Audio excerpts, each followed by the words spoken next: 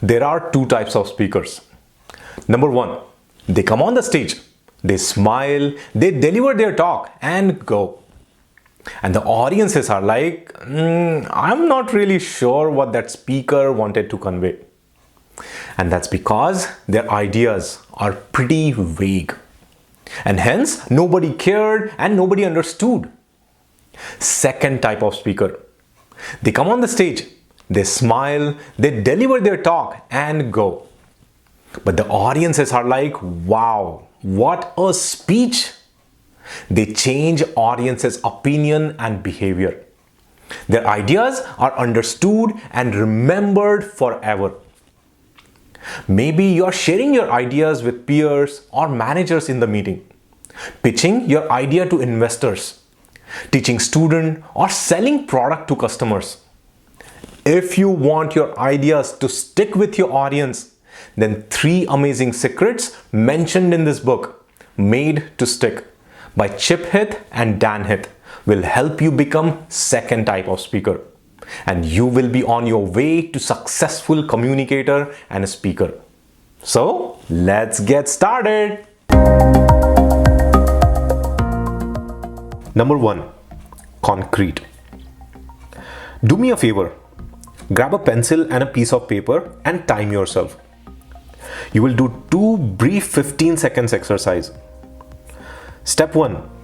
Write down as many things that are white in color as you can think of. Pause this video. Reset your timer for 15 seconds. Step 2. Write down as many white things in your refrigerator as you can think of. And then let me know in the comment section which one of these got the bigger list. Most people remarkably can list about as many white things from their refrigerator as white anything. This result is stunning because our fridges don't include particularly large part of the universe. Even people who list more white things often feel that refrigerator's test is easier. Why does this happen? Because concreteness is a way of mobilizing and especially focusing your brain. Here is another exercise I want you to do. Step 1. Think of 5 silly things that the people have done in the world in past 10 years. Pause this video, reset your timer for 15 seconds. And step 2. Think about 5 silly things that your best friend has done in the past 10 years. Let me know in the comment section which one of these got the bigger list. See, your brain is not meant to process the abstract concepts. So when you share your idea, try to be as concrete as you can to make it easy for others to grasp and remember your point. Number 2, credible. Year 1999. An email message spread over the internet, forwarded from person to person, claiming that shipment of bananas from Costa Rica were infected with some kind of bacteria. People were warned not to purchase bananas for next 3 weeks. The skin infection from bacteria is very painful and eats 2 to 3 centimeters of flesh per hour, and there is high chance of death. Entire nation was under panic and fear. Eventually, it was found out to be rumor, but people were still reluctant to buy bananas. Now look, this is where the credibility came in. Center of Disease Control announced it's a rumor and it's okay to buy. And then people were relaxed and started buying bananas. When we think of authorities who can add credibility, we tend to think 2 kinds of people. First kind is the expert, the kind of person whose wall is covered with framed credentials. And second, some celebrities and other aspirational figures. Why do we care Michael Jordan likes McDonald's? Certainly, he is not certified nutritionist or the world-class gourmet. We care because we want to be like Michael Jordan. And if Michael Jordan likes McDonald's, so do we. If Oprah likes book, it makes us more interested in that book.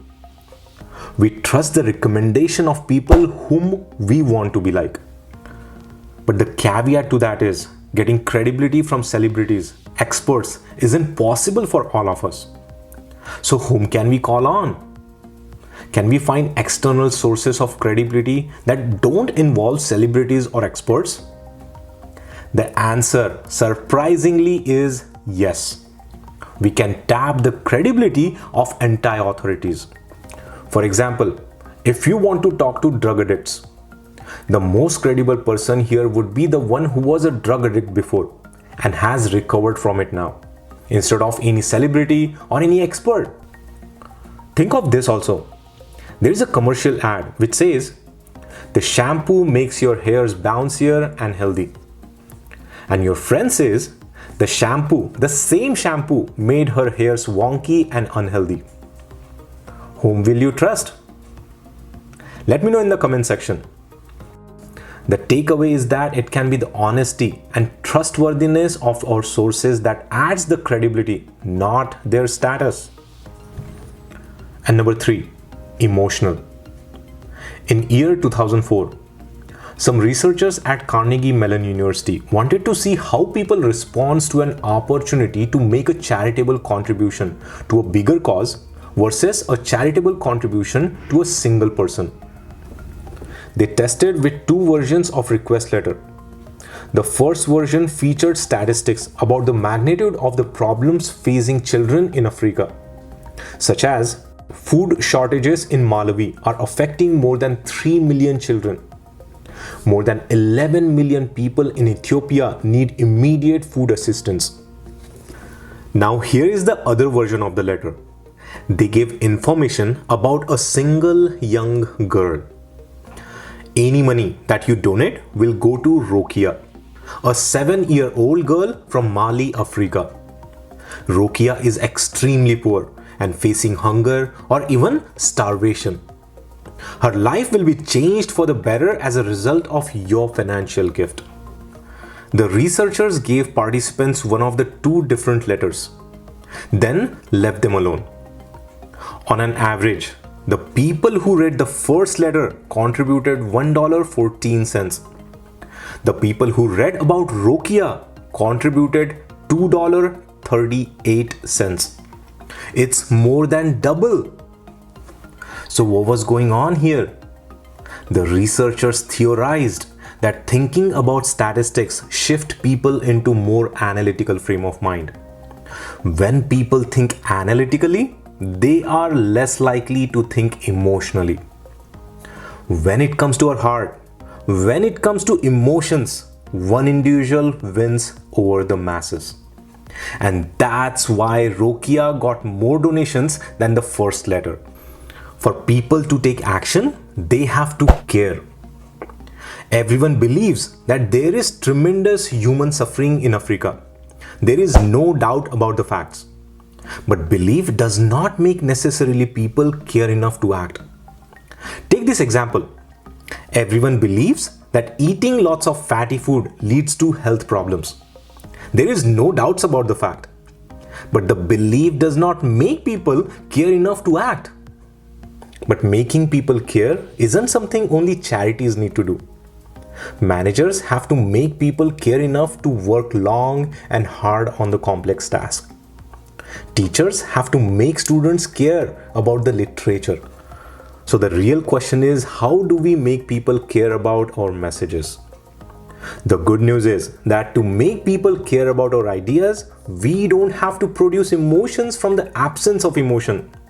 In fact, many ideas use sort of piggybacking strategies, associating themselves with emotion that already exists. So my friend, if you want to wow your listener, wow your audience, change their opinions or behavior, then apply these 3 ideas and your message will be stick to their heart like a magnet. If you like this video, then all I need from you is to just give me a like on this video. That'll just make me happy. This is Nikhil. Keep speaking, keep expressing. World is your stage.